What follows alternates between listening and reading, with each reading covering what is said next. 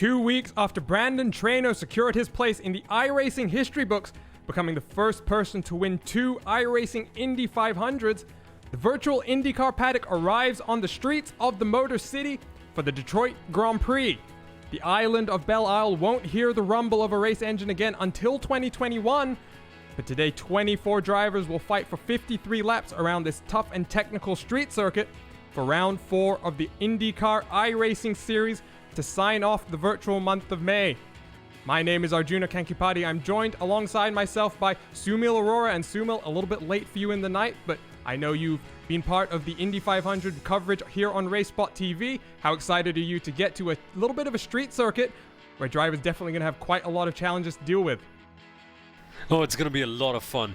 And as the saying goes, I mean, regardless of whatever the time is, as long as it's for good racing, it doesn't matter. And the Indy 500 was a fantastic race, of course. The speedways offer a different challenge. But here at the street circuits, the tight technical circuits like this one here at Belle, it's going to be so much fun, and expect a lot of carnage at the start and especially towards the end as well.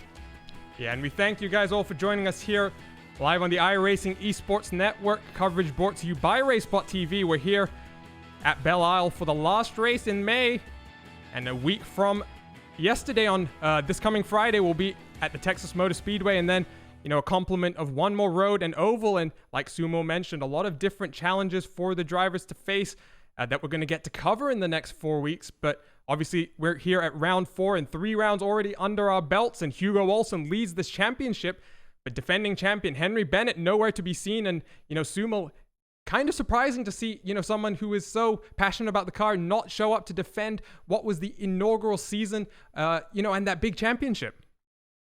Yeah, it's a bit strange to see Henry Bennett not actually coming back to compete. And if you look at some of his races and some of his driving onboards and stuff like that, you really get a good idea that he's one of those drivers that can actually go out there and entertain you like nobody else.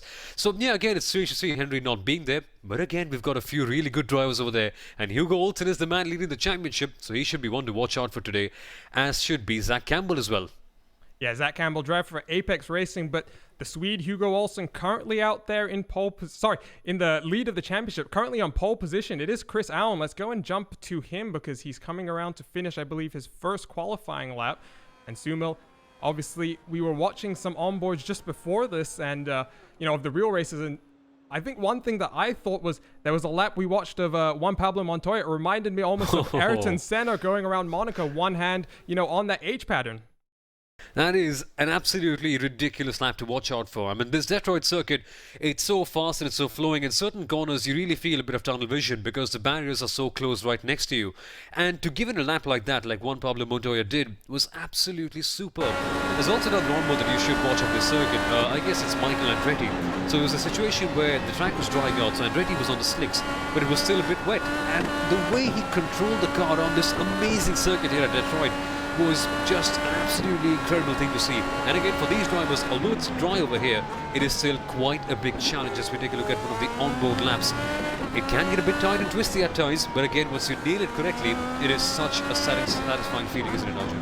Yeah, and it's very important to just maximize your momentum through the corner and power out as early as possible. If currently most of your drivers completing their qualifying laps, one or two drivers still doing some race laps. So we ride on board here on this lap guide down the back straight towards the Corvette Bridge, where you're going to brake hard, almost 100% braking, Sumo, down into this tricky fountain section. And it's very important here that you don't overdrive the entry so that you don't compromise the exit. Exactly, and over here, this is a multi-apex corner, because if you get this wrong over here, for the next one, you can almost always lock it up and enter the barricades, and that's exactly what you don't want to see. You want to have a good exit past this corner because you can have a good one for the straight, short one, nail this right-hand turn, and get back on the power for this short burst towards the final corner. So again, your entries and your exits, as they are in every circuit, they're pretty crucial, but with these Indy cars, they've got so much of power that it's so easy to spin the wheels around from the back and have a terrible exit and just oversteer all the way off. So you need to be very careful about that, easy and gentle on the throttle, but still making sure that you don't lose a lot of time as well. Yeah, well, currently 30 seconds still left in qualifying. No one out on track, but we're still awaiting the end of this qualifying session. It is the Australian Chris Allen.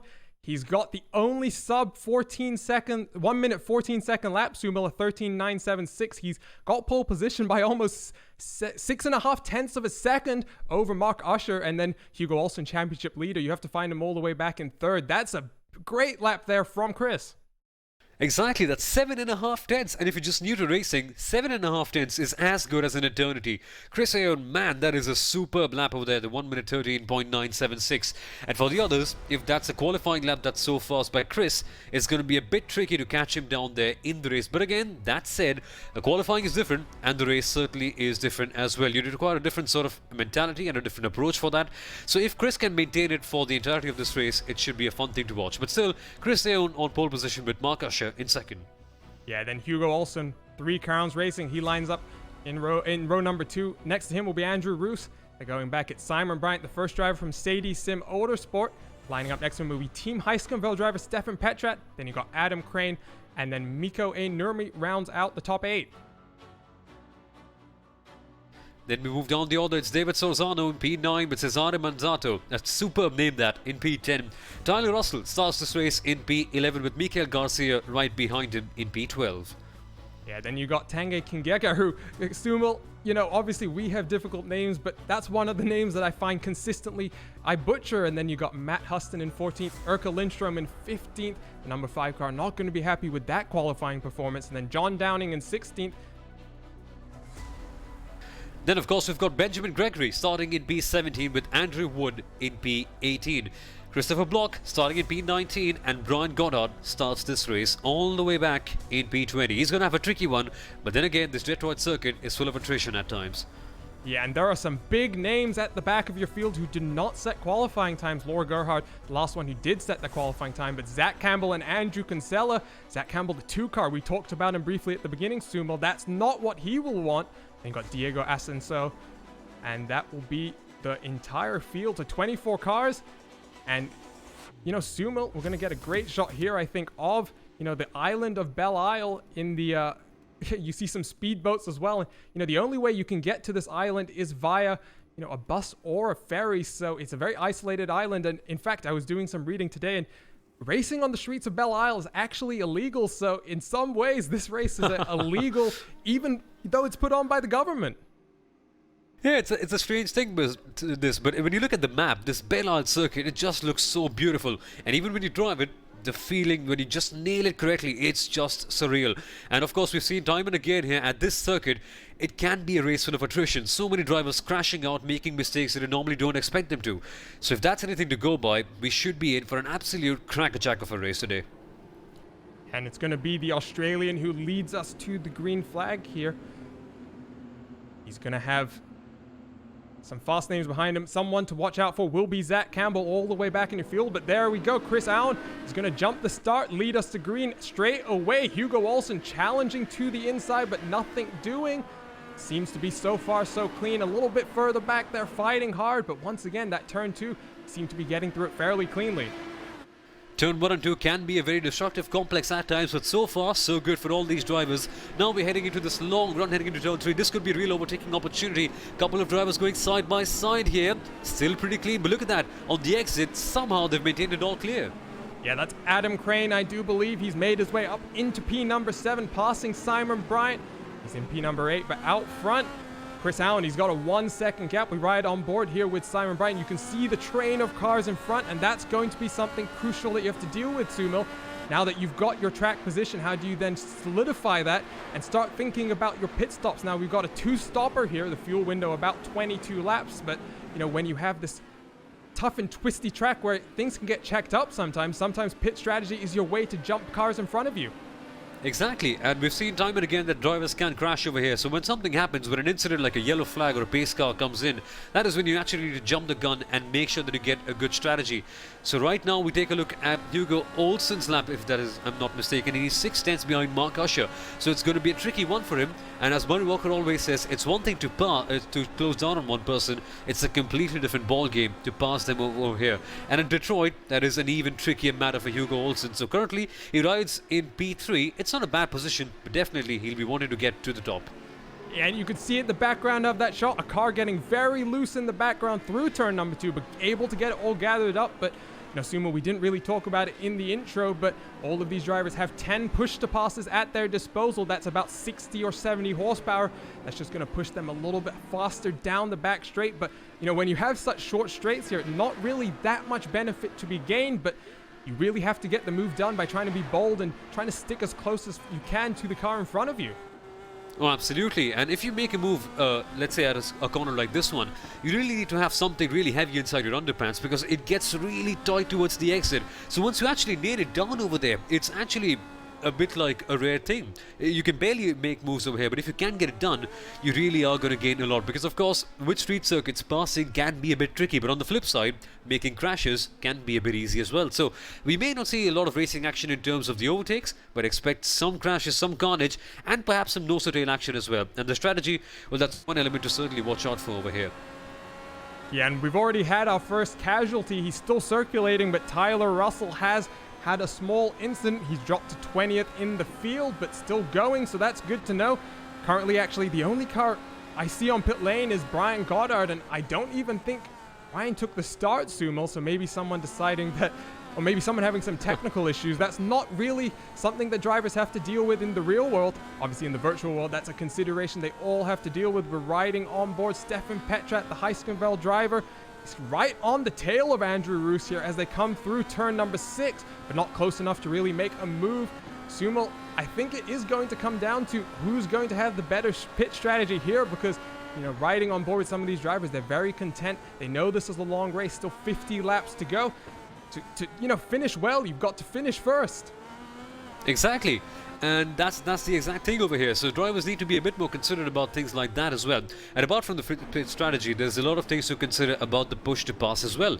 Because some drivers, they just use it out early on in the race and thinking, okay, I need to close up to someone else. And in the crucial moments back in the race, that's when they don't really have it. One guy, though, who's done a really good job at the start is Zac Campbell. 10 positions already in 3 laps. He's been absolutely flying here so far. And Zac Campbell, as we take a look at his onboard, is making another move right here. Can he dive down the inside? How do you do that into turn 1? Zac Campbell, you absolute beauty. He's moved up into P11, and he certainly seems to be a man in form today. What a bold move that was, and Mikel G. Garcia almost got out of the way in fear there, but Zac Campbell, after qualifying all the way back in 22nd, he's up to 11th on track right now. Sumo, he's only 9 seconds behind your leader. That's not too much time. And I have to think that if I'm Chris Allen, if you can, you know, maybe you have a spotter in your ear telling you that Zac Campbell is coming through the field at this rate, you have to be concerned that, you know, maybe you do get caught out by, you know, maybe lap traffic, some incidents in front of you. And, you know, this Apex Racing Team driver can maybe close that gap just a little bit more. Oh, look at that, and the braking gets really close over there, so perhaps in the next lap he could have an opportunity of passing him, maybe around turn 1 or turn 2, as we have already seen with him before. But again, that said, if you're Chris Aoun, I think it depends on your temperament, because of course you can get a bit distracted by things like this and start to make mistakes. But if you're a strong, level-headed driver, you won't really care about who's coming from the back. You just focus on your own race and try to maximize every single lap. Now though, another battle is brewing up in the offing. Stefan Petrat and Andrew Roos, this is the one for P4, and look at that, they're really getting on their gearbox, so we're seeing some good hard racing here in Detroit, already 5 laps in. Yeah, and we saw Stefan Petrat getting a little bit hung up behind Andrew Roos, but guess what? Now Mikko A. Nurmi looking to his inside in towards turn number 3, looks to be assisted by a push to pass, and he'll get the move done, slotting his way up into P number 5. And the reason, Sumil, I wanted to jump to this battle is Zac Campbell, who's now past Cesar Manzado, is right on the train. You can see him in the back of shot there. He's broken his way up into the top 10 already. That is absolutely fantastic, Sumil. For 5 laps into this race, he's up 12 positions so far. No, exactly, and there's one person in the stream called Clutch 2007 who's mentioned in the comments a very bold prediction that Zac's gonna win from the back. Looking at his progress, it all seems possible. He's already made 12 positions in 5 laps. That is just properly astounding. So for Zac Campbell, things are all going in the right direction. But again, Arjuna, it's a long race and you need to maintain the temperament down. You need to calm down a little bit and understand they need to finish in order to win this race. So for Zac Campbell, it's a long and tricky one, but so far he's been doing all the correct things. Yeah, now he's all over the rear wing of David Soranzo. And, you know, if he's here to keep it interesting for us, Sumo, I'm not going to complain. Down, he's looking for a window that doesn't exist, but down into turn 1, he's going to get the move done again. And Zac Campbell, that seems to be one of his favorite passing zones. He's up into the top now. Top 9 as Andrew Kinsella down onto the pit lane. Something's happened to him. I'm not sure exactly what, but Sumo, so far, not too much attrition. Fortunately, 2 cars seem to have some issues. John Downing also down the pit lane. Maybe some pit strategy here, Sumo. Potentially they can make it on just that one more stop. Could be. I mean, and that one long stint that they're heading for right now, that's going to be quite a tricky one. Because, of course, if you want to go from, lap 6 to, let's say, a lap around 30, 35 or something like that, that is going to be a properly long stint for all of them. So there's going to be a lot of tire and fuel conservation, and they could be very slow. But in that final stint that they go to, they just could be hammer and tongs. They just could be pushing the car all out, and that could produce for some entertaining racing. So perhaps we are going to get a lot of varieties in terms of strategy, and in my opinion, that's going to make the racing just a little bit more exciting. Should be fun to watch. Absolutely. We're not going to just have the battles on track, but battles in the pit lane as well. Just a reminder, live timing is available. RaceBot TV/Indy. We're currently watching rival Autosport's Chris Allen leads this motor race, completes his 6th lap. He leads by 2.2 seconds over the always quick Mark Usher, and Chris has used none of his push-to-passes so far, and as Sumo, we're going to jump all the way back to Zac Campbell because he wanted to make it interesting, and interesting it is indeed. He's now up into 8th position, dispatched Simon Bryant, Sadie Sim Autosport driver as well, and now he's working on Adam Crane. He's going to be looking into the top 5 in just a few laps' time. Dear Zach, what did you have for breakfast? I'm sure it must be porridge because that's what drove Valtteri Bottas to a victory at the 2019 Australian GP. For Zac Campbell, he just seems to be on that very path. Look at how many positions he's made up.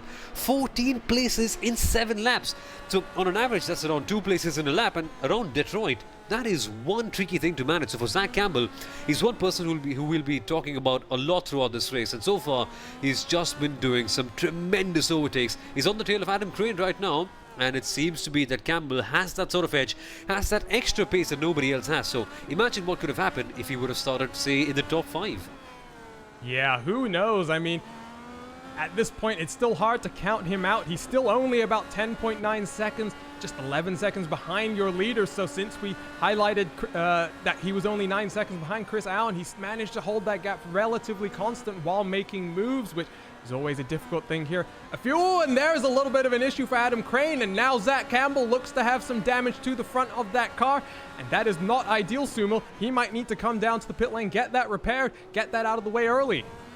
Exactly, and that could damage his momentum because he's been completely at it since the very start of this race. But now for Zac Campbell, this is where the difficulties begin. Thankfully for him though, it's a very, very long race, 53 laps to be precise, and we're already only 8 laps in. So if he can keep on that very momentum, he can recover rather quickly. But again, an extra pit stop never exactly helps. We're out on board with Zac Campbell over here. Gets a bit too close, I guess, heading into turn 2. Seems to be going fine for him till now, but not now. Just taps him up, and the front wing pops up over there. So for Zac Campbell, it could be quite a big distraction. Will he go into the pits or not is what we'll get to know in the next few corners right here. Yeah, and I would suspect that he is going to compromise his pit strategy a bit there. Actually, in fact, pulling out of the way of a few drivers. Simon Bryant, David Soranzo getting past, and I do believe we will see Zac Campbell. He brushes the wall there, so clearly struggling hard, and that is another contact at the wall. He's continuing to go, though, Subal. Not sure what the strategy is here, but you know, the driver who was going to make things so interesting for us now struggling hard, and once again Oh, this is not good. This is not. And there's a big crash in the front. That is Adam Crane. Oh, wow. Adam Crane is just cartwheeling through the field, and all of a sudden he's disappeared. What just happened there for Adam? Because all of a sudden we popped into sight, and Adam Crane was bouncing around like a tennis ball over there. So it's all normal at this stage. He just hits the bump. Oh goodness, loses the rear end, and that car just flips out for him. It is so easy to do because you've got a sort of elevation change over there, and if you're a bit too aggressive on the throttle, that car can just snap on the back, and all of a sudden you've got no control over it. That is exactly what happened for Adam Crane, and things have just disappeared into the abyss for him. For Adam Crane, that's the race over. Yeah, race over in 2 laps in a row, having some issues going through the very tricky turn 2. It's very crucial to get your car straight as possible going over that rise just to mitigate the effect of that bump, but Adam Crane unfortunately getting caught out twice in a row, and the second time proving fatal. And for that driver, not going to be what he would have wanted. Zac Campbell continuing to fall down the field. He's having a battle, in fact, with Simon Bryant, because Simon Bryant, something has happened to him.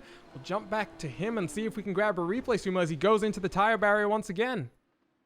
Oh goodness, so that tire barrier over there, if you just come in a bit too hot with a bit too much steam, you could just lose all of it in a second and become an unfortunate visitor into that wall of shame pretty much. So it's all going again pretty normal, and it seems pretty normal because of course from the onboards and from these camera angles as well, it all seems pretty fine, but then again you can just lose it in one small moment and bam, you go into the wall and it all goes wrong in just a split second. I mean, if you have a good flow and all, it's still pretty easy to make mistakes because of course if you just get it slightly wrong on the throttle, it's all game over for you. That is the low margins for error here at the Belle circuit in Detroit. At street circuits, the barricades are never too far off, and that is a perfect example of a simple textbook street circuit error. Yeah, and getting caught out going through turn number 11, which is where we jump now. Andrew Roos and Mikko Nurmi having a good old scrap here. Positions 4 and 5 on track, but Like you say, Sumo, you can just get caught out, and we've seen that happen now to two drivers. Adam Crane at turn number 2. We also saw there's a few more issues happening now. Matt Huston having some issues of his own, and quite a few cars on the pit lane, in fact. So Adam Crane, Simon Bryant, the two cars that we saw having issues. Andrew Z. Wood has also come down for what appears to be a relatively normal stop. Andrew Kinsella, he did get out of the pit lane after spending a good 2 minutes in the box. So Sumo, attrition is always a thing here, and it almost feels like an old school F1 race in a lot of ways. I know both of us, more grew up on F1, and when the cars were unreliable, the drivers often just had issues handling them. It used to get to the point where only maybe 8 cars would finish, 6 cars on the lead lap. Exactly, that's exactly what could happen. And we're seeing so many drivers make mistakes like that already 11 laps in. Imagine what could happen later on in the race. So that's one thing really to watch out for. And that's the charm of street circuits, because of course you come into a street circuit race knowing that you may not be getting the same sort of racing as you may be on a permanent road course, or in the case of an IndyCar, in the ovals as well. But there's that extra charm and extra something special about a street circuit, which is the accidents, which are the crashes, and maybe some drivers going extremely daring and making those moves that nobody else would dare to. Let's say Ayrton Senna at the 1984 Monaco Grand Prix, in the wet trying to attack someone like Alain Prost. Those sort of things barely ever happen, and that is what makes street races even so special. So that is the charm of street racing, as we're seeing and we're noticing here at the Detroit Belle Isle circuit in this IndyCar iRacing race over here. And this is one thing that should keep us entertained for the rest of the race, that's for sure. As we take a look at this battle going on here between Andrew Roos and Mikko A. Nurmi. This is the one for P4 that's quite all the way up in the order. So they're going nose to tail so far, but nobody has had the guts to make that move down the inside, or perhaps even if you're even more daring around the outside as well. So far so good and so clean, but for how long is the question that I really want to know the answer to. Yeah, and we don't have the additional factor of rain to come into this race, but again, Sumo, we were talking at the start of this race, and go back to last year and Marco Andretti on the we're gonna actually have to come back and revisit this, because Andrew Kinsella unfortunately having another issue. This track catching out even the best drivers. Let's go and take a look at this replay. It's coming around turn number 4, I believe. No, turn number 5 it is going to be. Maybe just getting on the power a little bit too much. The Canadian driver, just losing the rear hard into the wall. And unfortunately for Powerslide Motorsports, that's a driver who's not going to finish this one, down in 20th, and I would suspect that's going to be the end of his race. Yeah, it's going to be very tricky for him to bounce back from such a situation. But again, the thing with these street circuits and these Indy cars is that you've got so much horsepower right at the back that one small issue with the throttle application and you could completely spin the car back around. And especially with cold tires, because of course we've noticed time and again that if your tires are not in the optimal temperature, perhaps if they're a bit too hot or a bit too cold, you just stamp on the throttle a bit too aggressively and bam, your car spins around on you, and with the walls ever so close to you, you can make an accident like that look very easy. So again, making sure that your tires are in the optimal temperature and your throttle work is very good is essential to having a good race at a street circuit. And with these Indy cars, it becomes ever so tricky. Again, they're very fun cars to drive, and when you nail it down, it's very satisfying. But again, nailing it down correctly is one very tough thing to do. Yeah, we're talking about 700 horsepower at the foot, at the disposal of all of these drivers, and currently Mikko A. Nurmi still getting very close. Zac Campbell back down onto the lane, so unfortunately for the young driver from Georgia, that might be the end of his race. Mikko A. Nurmi right there. Let's see if he's going to try and use the push to pass Sumo, but the IndyCar is such a diverse form of racing. You don't just come here onto a street circuit, but and in the back of Mikko A. Nurmi into the wall. That is the end of his challenge. It all went wrong over here. These guys were trying to go side by side, and again it ended in the wall, as it usually does at a street circuit. And look at that, he's peeling into the pit lane, and thankfully for him, he was not too far off from the pit entry, so he's able to just go in there and make a swift recovery. Bam, he goes, loses the rear end of the car, and the car just fights back and sends him all the way into the wall. So for Mikko and Nurmi, it's all going wrong here, but thankfully for him, it's a long race and the pit lane was right there. Maybe a good recovery drive can see him come back to the top 10, but again, that was a major accident, and that just goes to remind us that the walls are never too far off. Yeah, absolutely. And what it's done, unfortunately, Sumo, is it broke up that one battle that we were seeing for fourth, fifth, and sixth on track. That was Andrew Roos. Stefan Petrat was at the end of that battle, but now Stefan is about 1.5 seconds behind. But we'll go back to what we were talking about just before that incident, Sumo, this car in this series requires so much diversity and skill set. It's not just about coming to the road courses here, the street circuit.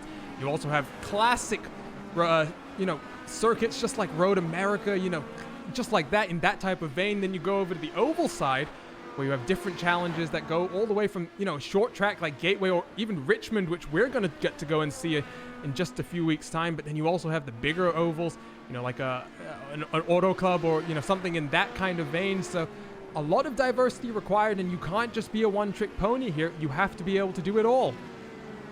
No, exactly, that's the case, and that is exactly why I love the IndyCar Series so much, because of course you start out with, say, something like a St. Petersburg in the real calendar, and then you go on to the likes of the Indianapolis 500, the Texas Motor Speedway, and you've got so many different types of circuit, and you need to adapt to every single one of them. For this series though, we've got Belle, Texas Motor Speedway, Road America and Richmond, all completely different circuits, and the one that I'm really looking out for is Texas, because we've seen time and again that at that speedway things can just really escalate out of hand. And to be the best driver here, to be the champion, you need to be the master of everything.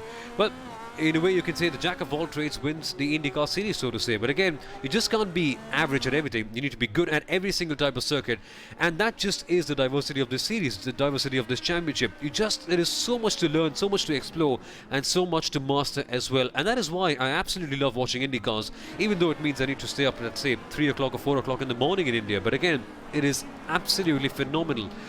That aside though, some battles are going on right here on the field. So 2 or 3 cars again, right within touching distance of each other. If I am not mistaken, that is the number 5 car of Erkel Lindström, who is in P9, and Mikael G. Garcia is the car right ahead of him. Things are going all smoothly for them, but they could be closing in right next to each other very, very shortly. Yeah, they're right on the edge of the top 10, Sumo. They've got Cesar Manzado right in front of them. But like you say, many cars now separated by just a little bit of pockets of, space on the track, and we're winding towards the first pit window of the race, lap 16 out of this 53-lap race that we have here today. The fuel window is about 20 to 22 laps, and, maybe drivers like Erkel Lindström, they're about 1 second behind Mikael G. Garcia in front of them. Maybe they can use the undercut to maybe just play a little bit of strategy. Maybe the overcut is also a consideration for some of these drivers who, once you get all the fuel burned off, Sumo, you can just use that push to pass and really put together some of the best laps. In F1, Lewis Hamilton would call it proper hammer time. Hammer time, exactly.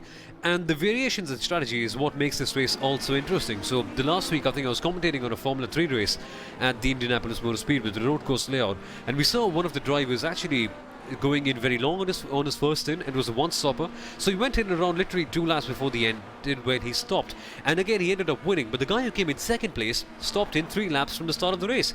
So those kind of variations actually make this race so interesting, because you're a bit too confused. Okay, do I stop in early and go for a really long for a second stint and then perhaps go to the end and just hammer in some good qualifying laps, or do I just average out and go doing some good stints with some regular sort of driving all the way through, and not something special, not in terms of conserving and hammering it out towards the end or something like that, just going through and managing out the pace everywhere. And you don't know the answer to all of this until the very end. That is when it all comes together, and that is when you see a good, clear answer about how good the strategies are.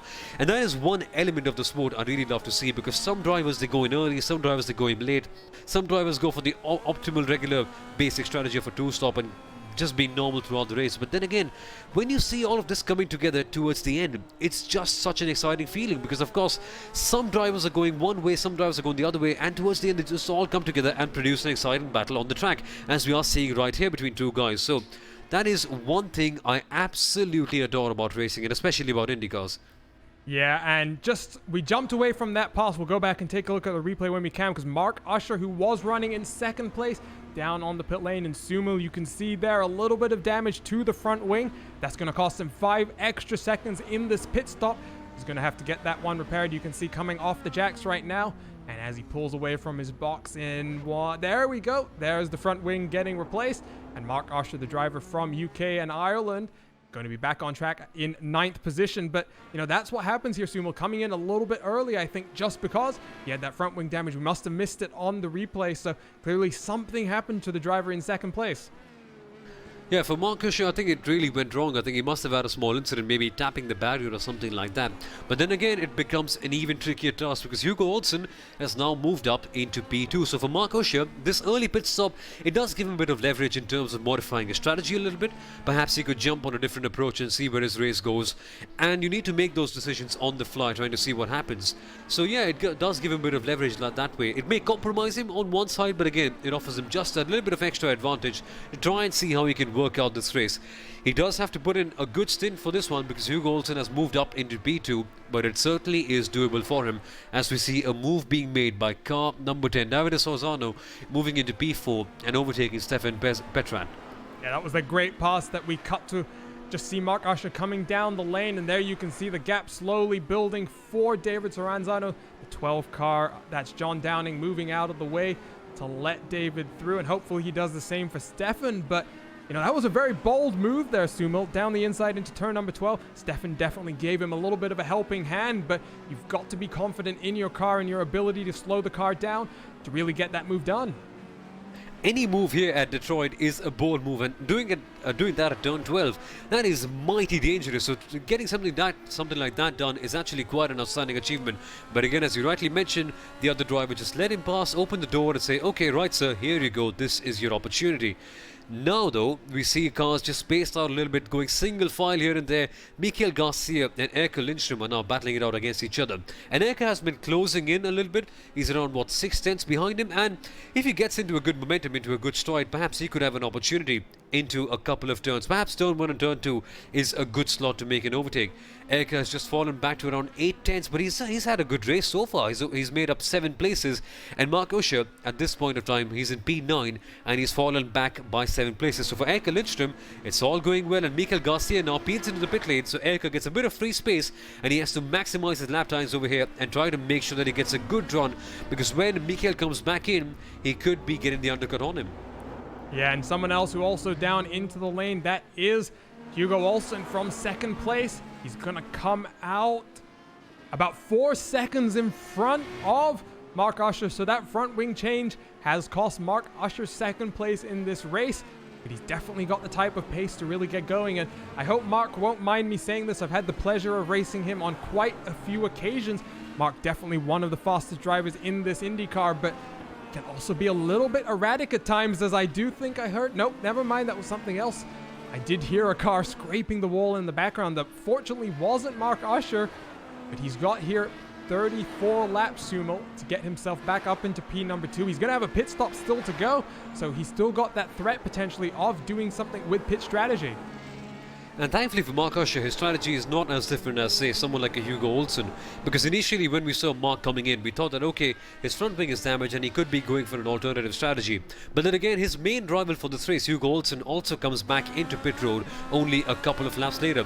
So that effectively puts them on the same strategy as such. So for Mark, it may be a bit of a calming feeling to see that your main rival is also on the same thing. So effectively, it only becomes a battle of equals and the winner could be decided on the track.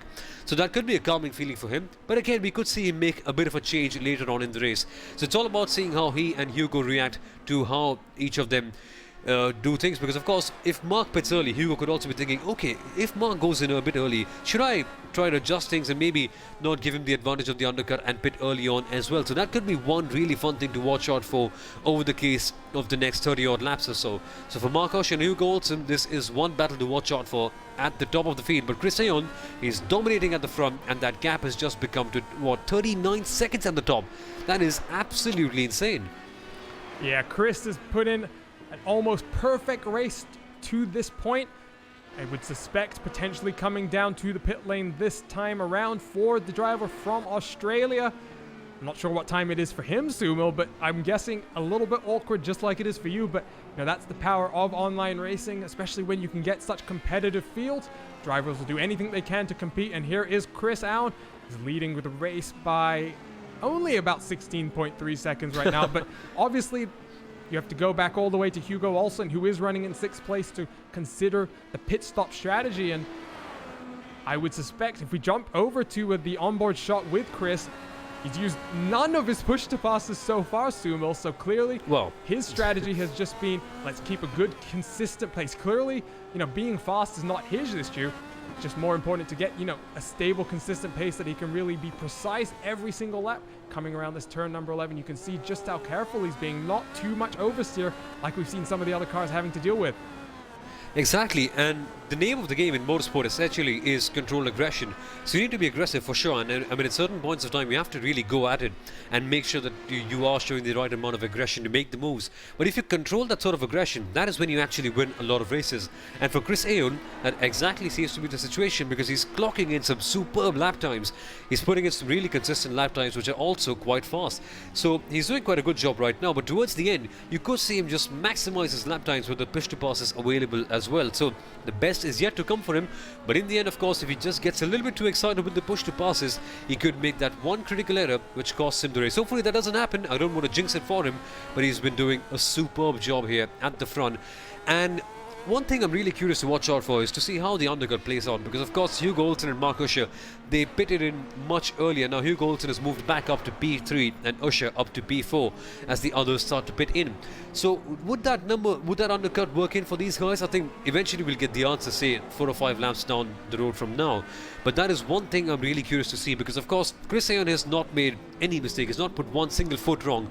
But if that strategy just doesn't pay off for him, it could be Olson and Usher trying to collect the pieces and maybe battling it out for the win.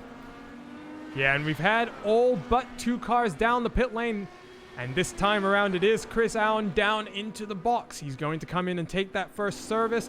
The other driver has not made his stop so far, David Soranzo. He's in the number 10 car, so here is Chris Aoun on the stop, and what we can do, Sumil, is pull up a track map. We can follow Hugo Olson around. He's coming around the Fountain Complex in towards turn 9s, 10 and 11.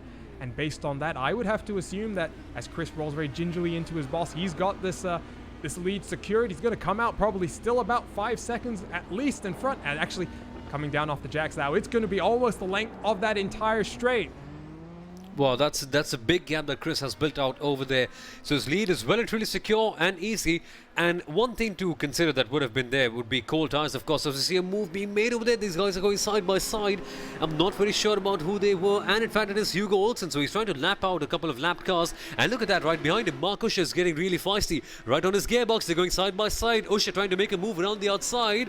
Oh, they're going wheel to wheel over there, but Hugo Olson maintains that position, Arjuna. Yeah, and that was David Soranzo, who's still out on track, so not sure what his strategy is here, but wow, that was interesting. Mark Usher trying to pinch Hugo Olson all the way to the inside before swinging out to the outside right on the entry into the corner, not playing out. But, I did check a little bit earlier, Sumo. Mark Usher has used none of his push to passes as well, so that's just a little bit of strategy you can play here. That 60 extra horsepower runs for about 15 to 20 seconds. Gives you a little bit more juice, and that's all you may need. And there's only really 3 opportunities here where you can use it. It's that main straight, the run down towards turn number 3, and then the back straight, the run into that Corvette bridge. But Arjuna, that is exactly what matters, because here at Detroit, it is just so important to have the track position. Because there are so few overtaking opportunities, maintaining that track position here at this circuit can be critical. And getting a move in, let's say when Hugo is vulnerable, let's say after turn 1 or 2, perhaps as we saw a couple of laps ago, if you put your push to pass in at that particular point in time, you could make that crucial move that keeps you in for a very, very long time. So for Mark Usher, it's all about considering when is the right time to actually use that push to pass and get the crucial track position in. Maybe, just maybe, if he had used it previously, he could have got the move done and would have secured his place into P2. But again, he decided to keep it later on. And if everyone keeps their push to pass for, let's say, around lap 40, lap 45, something around that time, the effect would just be nullified, so the push to pass couldn't be as effective as previously. So that could be one thing that makes this race just a tad bit dull. But again, these drivers have been putting up quite a good show so far, and I expect them to do that for the rest of the 30 odd laps left. Yeah, we're going to reach the halfway point of this race in a few laps time. Let's go ahead and just have a quick race update now that we are through that first pit cycle. It is Chris Aoun, the pole position winner, who continues to lead this race. He's leading by about 9 seconds over Hugo Olson, 3 Crowns driver, who we're watching now in a fight with Mark Usher. Then you have to go further 10 seconds back to David Soranzo. So Sumo, that pit strategy working out for him. He was one of the only cars who did a 24-lap first stint But then you go a little bit back, Stefan Petrat, Cesar Manzado, Mikel G. Garcia, Andrew Roos. You know, Sumo, the result of the pit cycle, what we've seen is all of those gaps have closed right back up. So that's the fun thing to watch out for. So this is the middle phase of the race where things can actually get very close and you can see drivers actually closing up on each other's gearboxes. Hugo Olson and Mark Usher, that's the battle to watch out for. At this moment, they're going in for P2 and P3. But look at that. We've got another set of battles going on right behind as well. 3 cars battling it out. And this is Mikel G. Garcia in 7th place, who's at the top of it. So Mikel Garcia, Andrew Roos and Erkel Lindström, this, folks, is the battle for P7. And each of them, once the pit stop strategy has ended, they're right on each other's gearboxes. And Arjuna, this is going to be such a fun battle to watch out for. Yeah, we're going to have one more stop in this race, so all of these drivers do have to execute one more time on the lane, but you know, we see there, if you're Andrew Roos, you've lost a lot of track position from the start of this race, but Mikel G. Garcia, he's up 5 places. Erkel Lindström, he's up 6, but you know, I know, for example, Sumil Erka, not necessarily an IndyCar regular. He's come in, obviously, enticed by the proposition of racing on this fantastic street circuit. You know, that's sometimes what happens, Sumil. I remember distinctly just a month or so ago, the IndyCar visited the Nordschleife. Obviously, that has its own type of cult following, and that happened to just be the best participated week we had all season. Basically, every single race went official, and we had multiple races where we had 3 splits of IndyCar, so almost 80 drivers, you know, in any given particular time slot. That is an absolutely insane number, and having so many people race over there, I mean, that's just a surreal feeling. And IndyCars at the Nordschleife, that is just a recipe for, well, you can say success, because again the feeling will be a bit too fun, but it can be disaster as well, considering how tight and narrow and twisty and flowing the Nürburgring is. But that certainly is one thing to watch out for, just as is this battle, because Miguel G. Garcia is under some really hard pressure. Andrew Roos has just closed up to his gearbox, and Roos is in a precarious position because at one stage Roos really wants to attack and get back that P7, but at the same time he has to defend from Erkel Lindström right behind him as well. So Arjuna, what do you do in a situation like that? Do you attack or do you defend? What approach do you carry into a battle like this one?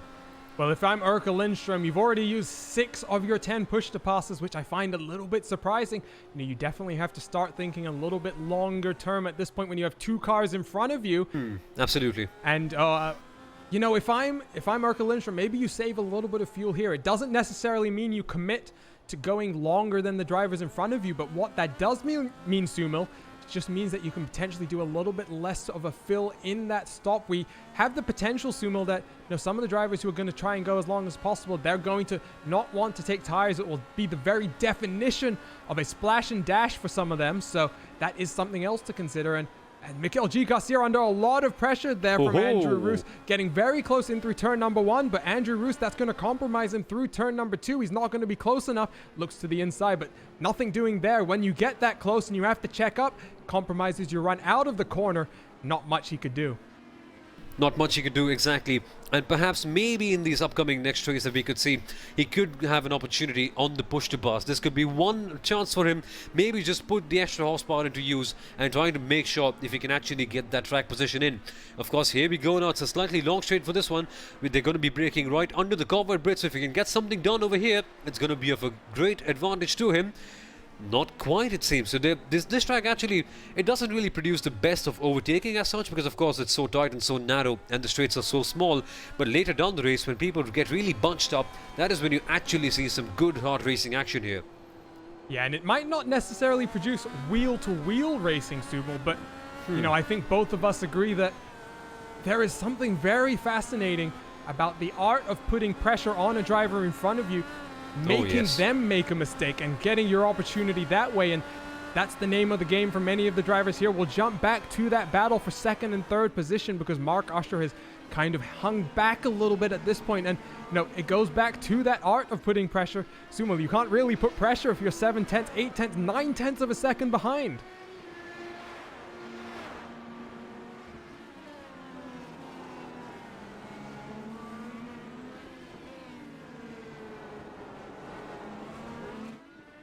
Well, we go around the fountain section, lap 29 out of 53, so getting close towards the latter stages of this race. But Sumo, I believe you had a little bit of a technical issue there, so you are back, and Yeah, we are getting into the point where, if you're not close enough, you're going to have to start pushing a bit harder just to force cars to make mistakes. Oh, exactly. Yeah, I had an incident, something like Hugo Olson is facing right now. So, because of course, when you're under tremendous pressure, you actually get scared just a little bit, and that there was a similar situation what happened with me with the internet. Of course, that aside, those technical issues aside, Hugo Olson is under some serious pressure here from Mark Usher, and this battle is just getting more exciting. By the minute, we see Hugo just going slightly wide, touching up on the grass there for a second, but still under control of that car.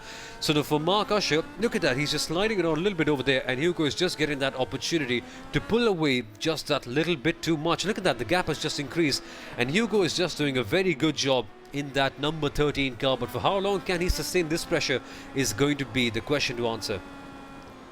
Well, we'll jump to your race leader, because Chris Allen on his last lap around put in his best lap of the race, not the fastest.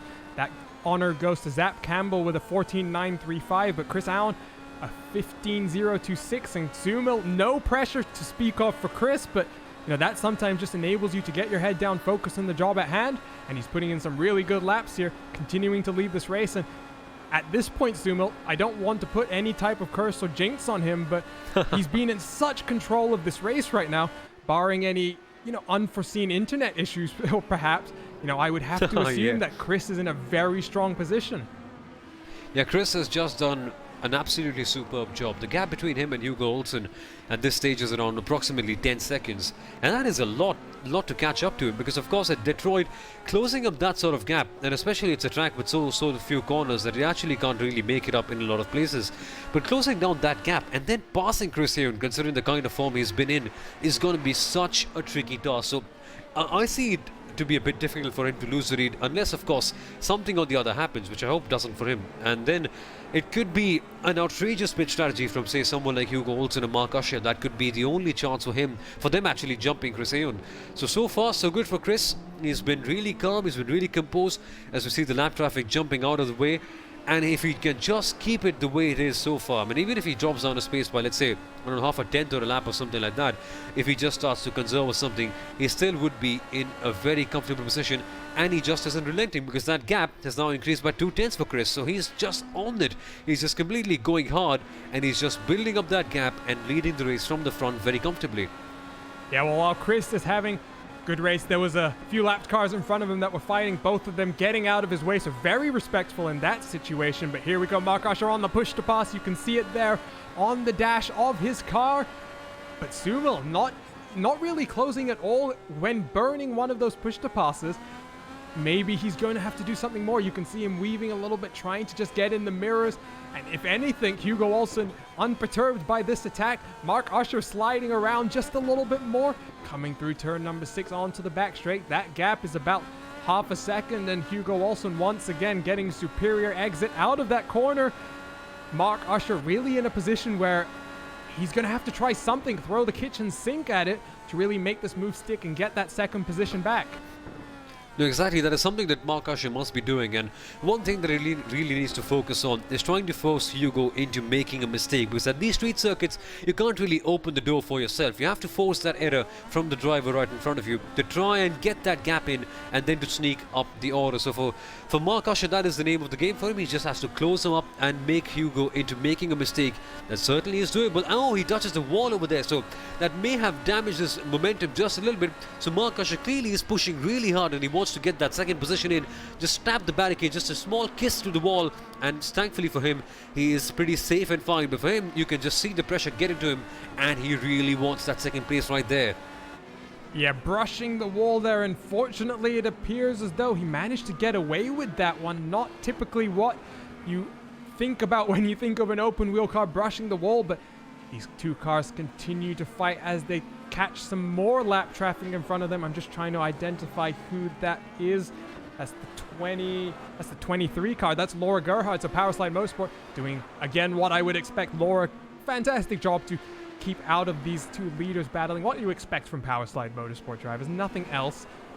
No insinuations to do with drivers' last names or anything to do with that, but right now, Sumo, we've officially crossed the halfway point of this race, and there's a few battles still going on. Obviously, this battle between Mark Usher and Hugo Olson. Oh, that's a great shot from a speedboat. You know, Subal, I've always dreamed of, one day if I get rich and maybe I sell a very successful software company, I can go to the Monaco Grand Prix, sit on my own yacht, and have that type of view. That would be the dream. Oh, that definitely would be. And with these sort of Indy cars in the view, I think that is exactly what you want to see. They are just such gorgeous looking cars, these ones. And yeah, sitting on a yacht, sitting on a speedboat with some of your friends, just pouring up the drinks, having some good time with some music is exactly what you want to do. That is the ultimate dream for so many of us motorsport fans. But the ultimate dream here for Mark Usher is to try and pass Hugo Olson. He's been at his gearbox for such a long time, but he just can't make his mate past. I mean, just look at that. That purple car is just such a beautiful thing to look at. But again, what looks good may not always be fast. I mean, the lap times for Mark Usher have actually been quite good, but he just hasn't found that extra X factor to try and get a move in. Could he be using the push to pass for this one? He could potentially be, because of course it's one thing really to close up, but then again, I've been saying it time and again, it is a completely different game to try and pass out. And for Hugo Olson, he has just been doing such a good job at closing the doors and not allowing Mark even a single opportunity to get past him. These two guys battling, well, it's just allowing Chris Ayon to develop an even bigger gap at the front. Yeah, and these are two drivers, of course, Suma, who are fighting for the championship right now. Hugo Olson leads. I believe Mark Usher might be in second place, so it's definitely, we're early in the season. We're only in round 4 out of, I believe, 13, but that's a long championship, and Hugo Olson will be very happy. Defending champion Henry Bennett not returning to the racetrack just yet to even try and put in any type of defense of his inaugural IndyCar iRacing Series championship. But what that means is Hugo Olson, Mark Usher having a good old scrap. Zac Campbell, unfortunately.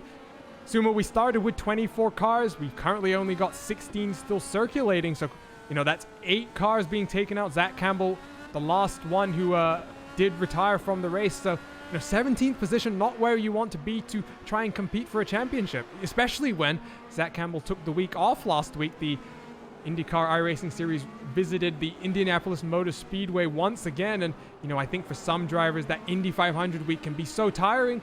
And Zac Campbell deciding to use that as one of his drop weeks. Yeah, exactly, and it's all getting really tricky for Zac Campbell because, of course, at the start of the race, he was just on fire. He was making up positions left, right and centre, but it then all seemed to go wrong after that slight tap of the front wing and after that pit stop. Currently, well, he's having a rather terrible race. He's in P17 at this point in time, and of course, he's not running in the race, of course. So for Zac Campbell, it's all gone wrong over here, and I expected at the start that he would be one of the few people who would actually entertain us a lot and make it a rather fun race. That said, though, these two guys at the front, Hugo Olson and, Mark Usher, have been also doing the same thing. But again, Zac Campbell offered that element of excitement of trying to make up positions in places that nobody would dare do that.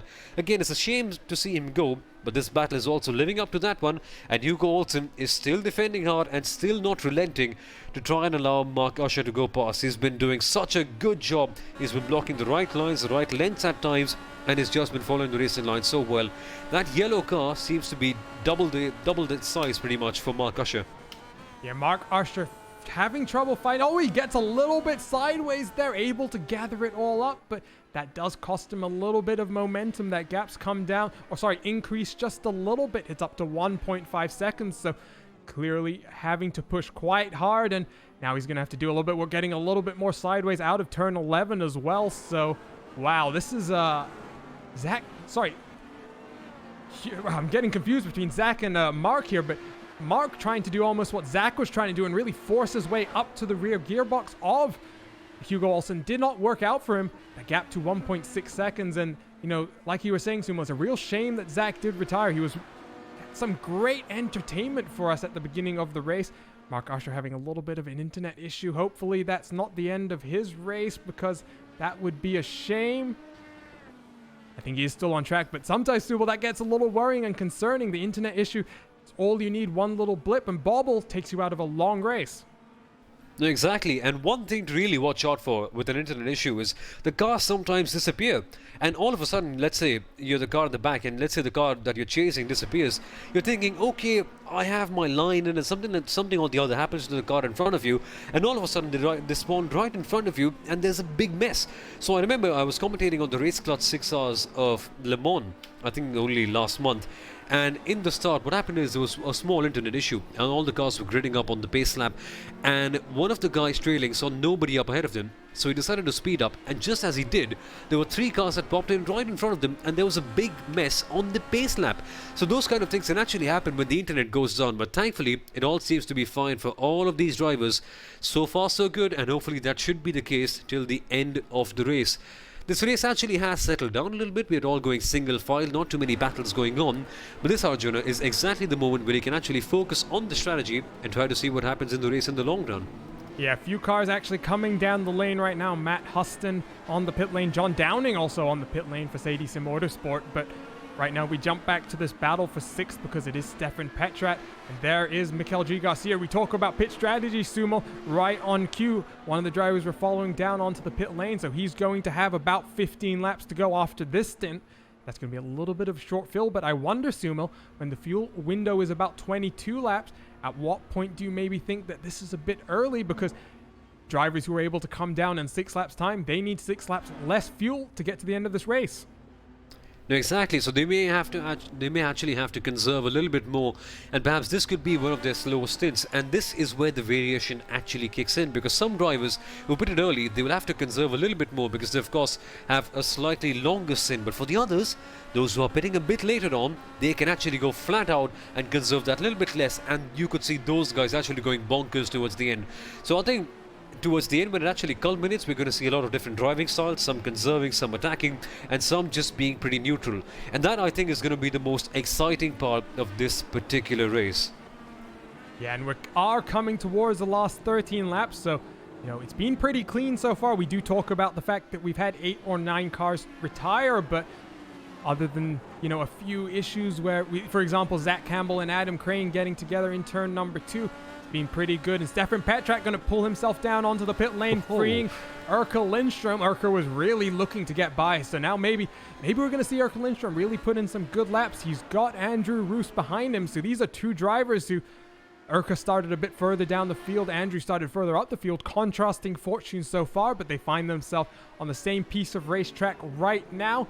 And we're going to see the driver from Finland hopefully trying to extend his legs. And like I was mentioning earlier, Erka is relatively new to the IndyCar, so running in 5th position, his first ever race to come to Belle Isle, the streets of the Motor City, performing fairly error clean, and I hope, again, I'm not jinxing him so far because still a long way to go in this one, but very strong performance. But the driver obviously with the strongest performance to date, your race leader Chris Allen, he's now only about 9 seconds to the good Mark Usher actually down on the pit lane, Sumal, so from 3rd position he's coming in, and hopefully he's not going to require any change of a front wing this time around. So here we go. Mark Usher comes into the pit lane, and this is where this battle for 2nd place really kicks off. Because now Hugo Olson, I think if I'm not mistaken, he is a couple of laps longer on this particular stint in comparison to Mark Usher. So Hugo should also be coming down to the pit lane very shortly. So initially though, Mark Usher will be having the advantage of fresh tyres for the next, let's say, a couple of laps. But then again, when Hugo pits in, and once he gets his tyres to the temperature, that advantage of fresher tyres goes away, and then Mark Usher actually has to conserve because he's going to be on a longer stint. So the way it plays out is going to be very, very tricky to watch out for. And Mark Usher, he desperately needs to maximize this out laps and this couple of laps until Hugo comes into the pit lane. As we see Erka Lindstrom going really wide there on the grass. So just coming back on that battle for the 2nd place, if Mark Usher can actually maximize this next few laps until Hugo Olson comes in, he actually could be in for a shot for 2nd place. Because if he doesn't, then Hugo, well, he's going to have fresher tyres and lesser fuel, and he could be on the more aggressive strategy. So that could be one thing to watch out for. But again, Erka Lindstrom, I've been so impressed by this guy's driving. He's just been so calm, so composed, and when the time arises and when the need arises, he's just been right there trying to make that aggressive move happen, and he's been doing a tremendous job from start to finish. And just as I say, Hugo Olson is out here in the pit, so the element of strategy has just been nullified a little bit. Yeah, let's go ahead. We'll pull up a track map because this is important. This is the fight for 2nd. Who executed better? The stop was about the same time. The pit lane time also about the same. Who's going to come out in front? It is Hugo Olson, and he's got, Sumil, a 3-second buffer to Mark Usher now. So that is big because at this point we've seen Mark struggle to really try and get a move done. What's he going to be able to do now when he's got to not only close 3 seconds, but he's got to try and find a way past? Yeah, he really has to do something, and this is where the push to pass actually comes into picture. Now is the time, Mark. If you're listening to me, just go for it. Just put the push to pass and try and extract the best lap times possible. But what we actually saw there from Hugo Olson was very, very smart, because of course, if he had pitted a bit later, let's say a couple of laps, to try and maintain that distortion that he had with Mark Usher, he could have actually risked losing out to second place in terms of track position. Although effectively he would have had the upper hand in terms of the fresher tyres and lower fuel, but he would have had to actually pass Mark Usher on the track, and at Detroit that is a very tricky thing to do. So Hugo Olson smartly coming into the pit lane just right after Mark Usher and nullifying any advantage that Mark could actually have in terms of track position. So that has just allowed him to stay in the front. Although he'll have this, let's say, the same amount of tyre wear, the same amount of fuel, it does give him the essential track position, and now this battle for second place is actually just drifting apart lap after lap. So for Hugo, a very smart move. But Arjun, who do you think is actually who's going to come out on top of this one? Well, I think you have to think Hugo Olson is going to feel fairly confident, given that he was able to hold off Mark for that entire second half of the entire second stint of the race. But it's all going to be important, because we saw on that last lap Mark Usher getting very sideways on a few occasions, and all it's going to take is one mistake and he'll be in the wall and take away even his chance at a third place finish. Currently still three cars who have not come down the pit lane once again. That is your leader, Chris Allen. He's on his 19th lap of this second stint. He was one of the drivers who extended all the way to lap 24. Then you got David Soranzo. He extended all the way to lap 25. He's running up in second place right now, so jumping up the field as a result of that strategy. So very strong performance from him. You also have Andrew Roos. He's running back in 5th position.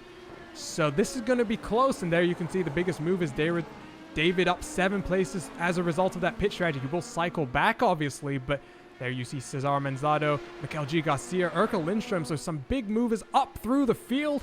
And unfortunately, Zac Campbell not on that list, because, Zac Campbell all the way from 22nd. He was up as high as 7th at one point.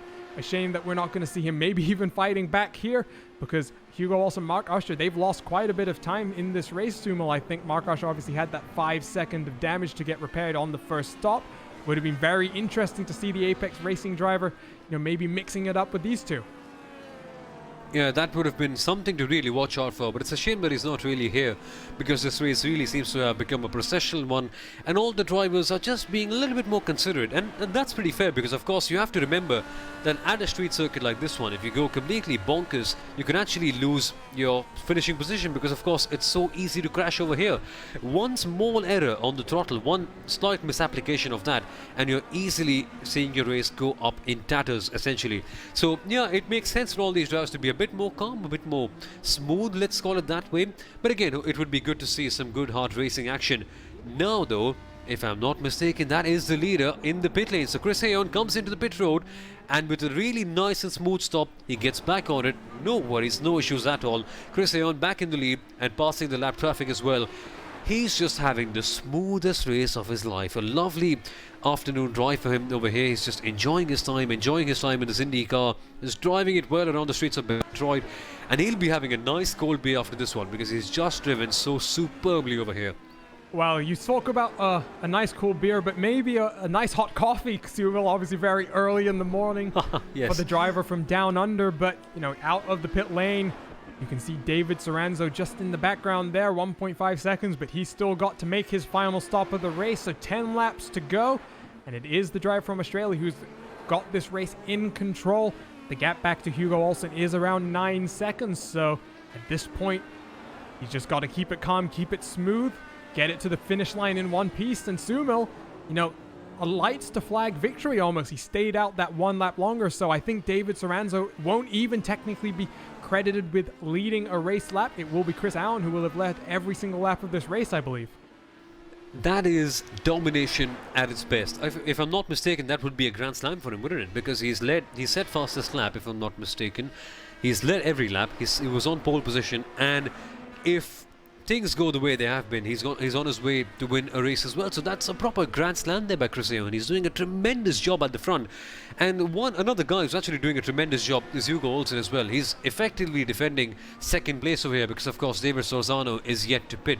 So on track it may be P3, but in actuality it is effectively P2. And Hugo Olson has not made a single mistake. Of course, you could criticize him for not closing up to Chris Aon, of course, but again, his main focus, even if you look at the qualifying lap time, was actually to try and battle it out against Mark Usher, because Hugo and Mark, their lap times were approximately 7.5 tenths down on Chris Aon. So effectively, from the very start, you kind of got an idea that they weren't really in the same league as Chris Aon. So yeah, they've been doing a good job for all they've got so far, but for Chris, I mean, he's just been superb at the top.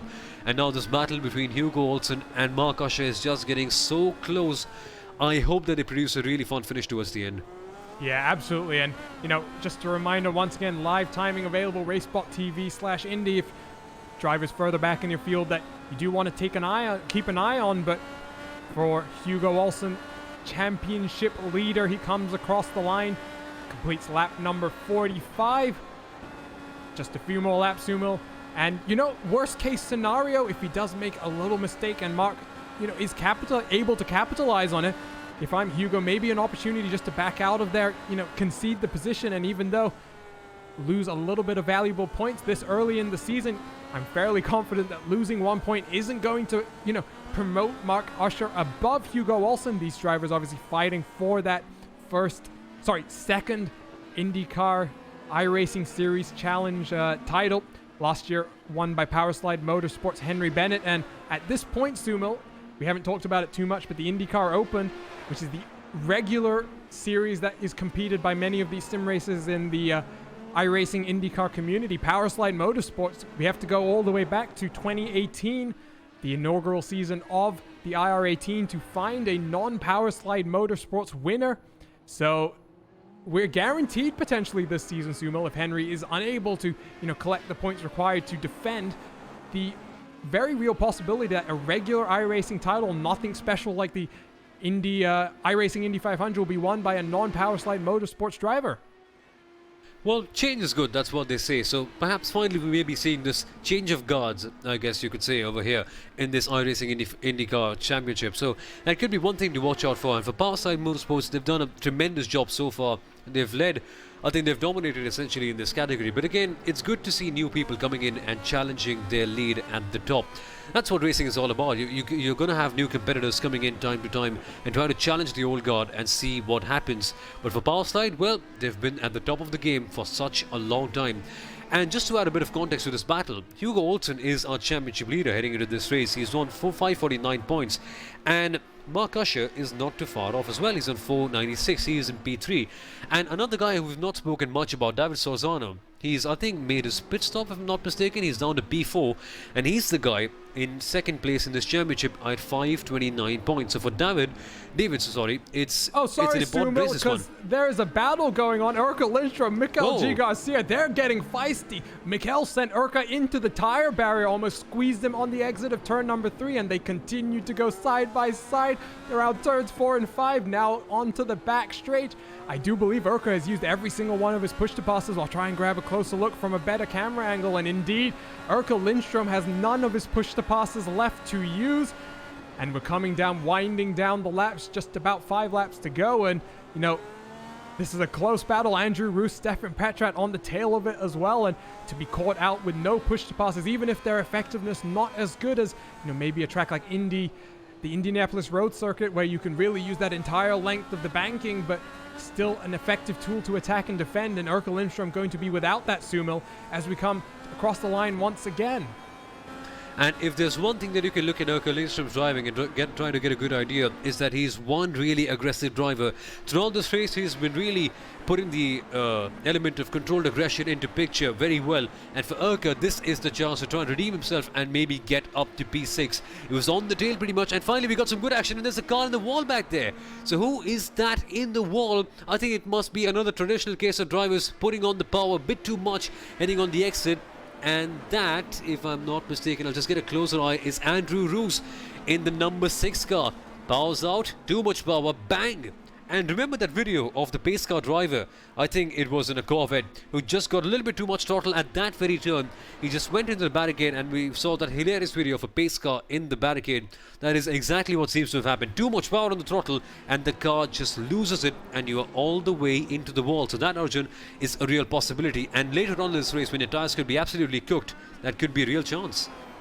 Yeah, and I think something else has happened because Erka Lindstrom is around. Oh, no! Wow, what big drama on these last few laps. Let's try and grab a look at this replay, but unfortunately for Andrew Roos getting caught out there by coming over the crest, that's what happens. If you don't have the car straightened out, it's very easy to lose the rear end, getting on the throttle, like you mentioned, that pace car driver getting caught out. And for Erka Lindstrom, just a little bit too hot into turn number 7, trying to close back that gap up to Mikel G. Garcia, and around he went into that wall hard. He's still running in 9th position, but I think he's, unfortunately, Sumo, that car going to have to come down the pit lane. And it's so unfortunate for him because Erka Lindstrom, right down towards the later part of this race, he was doing a good job. He was in for a good points haul, but again, one tiny mistake and it all goes wrong for him.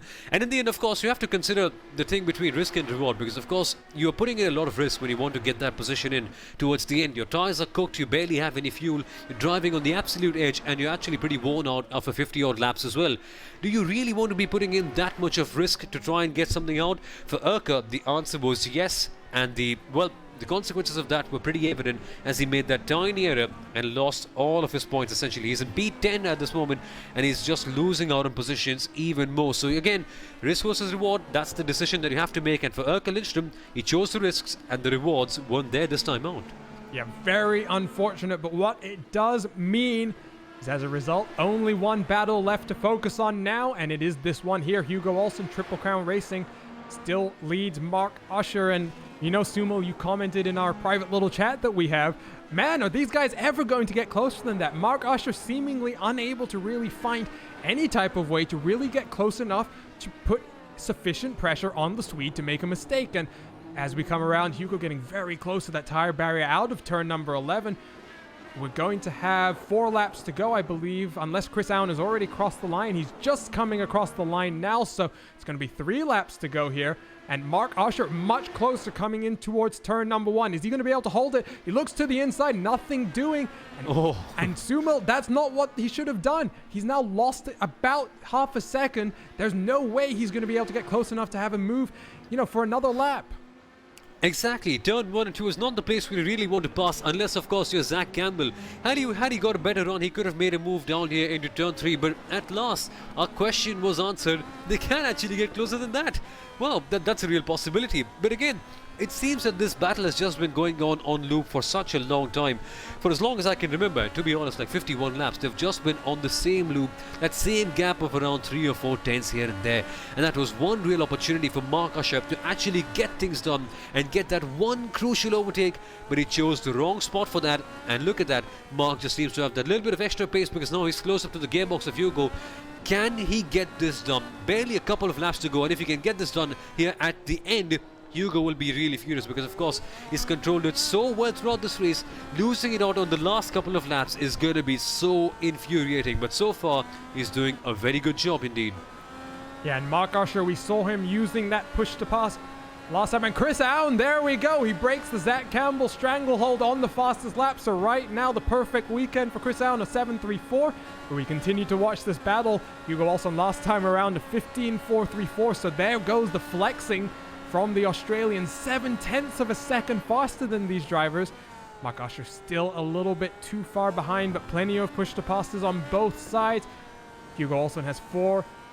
Mark Usher has 6 at his disposal. It's all going to be about who can position their car the best, who can really maintain their momentum. And here we go, coming through turn number 6 onto the back straightaway once again, though Mark Usher still a little bit too far behind. Nothing is going to be happening this time around. And Sumil, we're going to come to the white flag this time around. It's all about the last lap of the race. Chris Allen, he's got this victory in hand. He's just got to get it to the line, but Mark Usher closing. What's he going to be able to do? Is he going to make that one lunge that we've all been waiting for such a long time? He really seems to be closing up on the gearbox of Hugo Olson. This could be one of the last few chances that Mark Usher has. I mean, I would be surprised if he actually goes for the lunge because he's a bit too far off over here. But maybe if he can just close up the gap, he could have that one last opportunity, perhaps in turn 3, to try and get something done. White flag is in the air. We're on the final lap, folks, and this is it. Hugo Olson and Mark Usher, the battle for second place that has gone on for effectively 53 laps, is getting towards the end. At the front is Chris Aoun, who's leading from the front, who's barely put any foot wrong. But for these two guys, this is all that matters. Now, Hugo is just defending the lines pretty well. Mark just gets a little bit closer, but just not close enough, Arjuna. Yeah, not close enough yet, but here we come towards turn number 6. Very close. Hugo making a small mistake. This is going to open the door to Mark. Can he set up the corner well enough on the exit? Not really.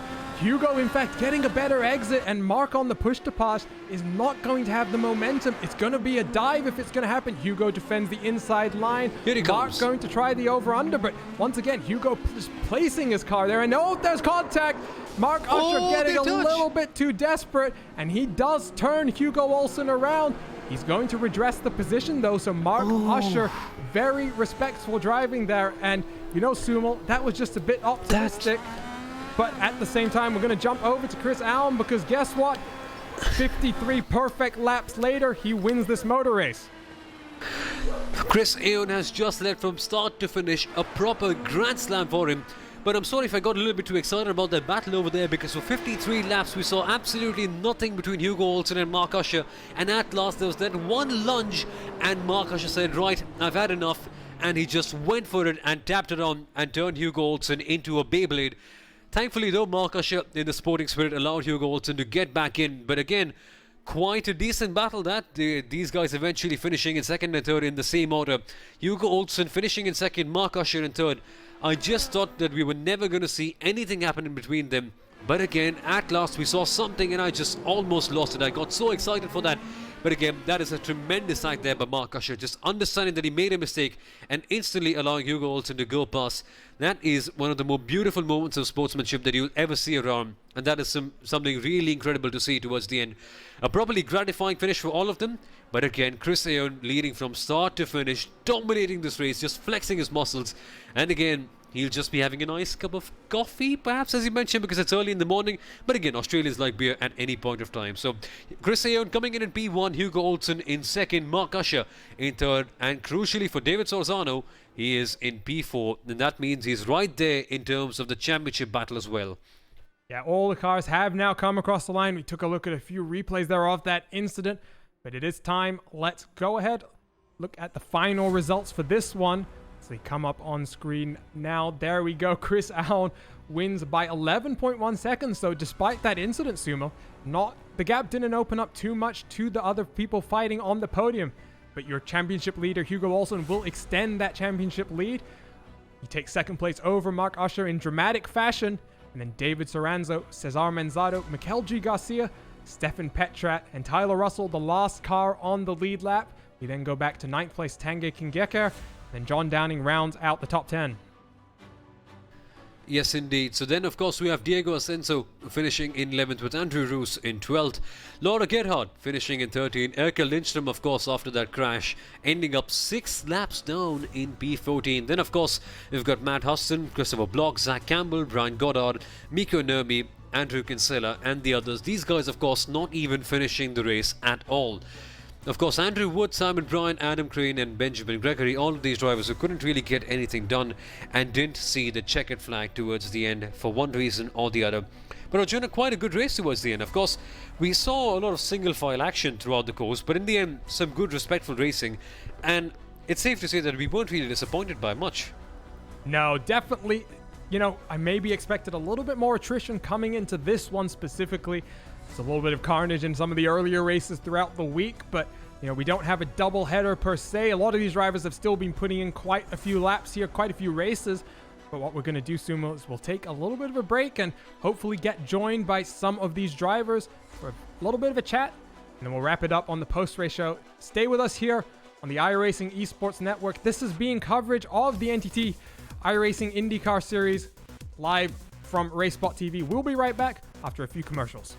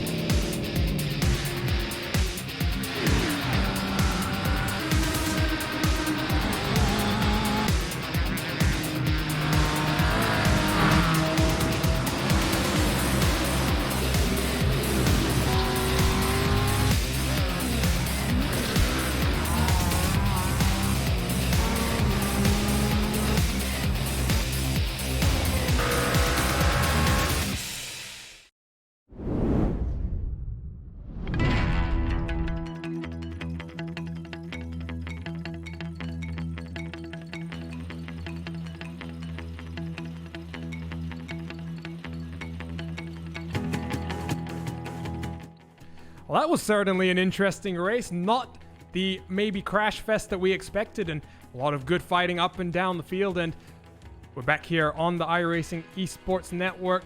Coverage brought to you by RaceBot TV. My name is Arjuna Kankipati. Obviously, alongside me, an all-Indian commentary box live for the first time on RaceBot, Sumil Arora. And Sumil, definitely interesting and very much like, I think, a typical street race, but a little bit more excitement than, a typical Monaco Grand Prix, for example. Exactly. So there were certain moments, of course, when we saw the racing going very single file, and we thought that, yeah, okay, it can be a little bit better. But then again, we saw lots of crashes again, and a couple of drivers really going at it. Namely, of course, Hugo Olson and, man, it was such a big battle over there for second place. I absolutely love it. And Hugo Olson and Mark Usher, they were going side by side for such a long time. And the implications on the championship standings are this, that Hugo still is in the lead with 549 points. With David Sorzano in second, I think he finished in P4, so that was a good race for him as well. And Mark Usher, the main challenger for Hugo Olson, is in P3. So good race in the end. Couple of dull moments for sure. But in the end, of course, we saw a good finish, and it was all negated out towards the end. So I kind of enjoyed that one. Yeah, and just to clarify, these standings obviously were coming into this round, so expect Hugo Olson to extend that lead. Mark Usher potentially going to jump over David. Depends on how the point situation and the points paying situation plays out based on the relative strength of the field. But Sumil, we go from this one to the next one this coming Friday, so a quick turnaround, Texas Motor Speedway, and I know you're very excited about this one.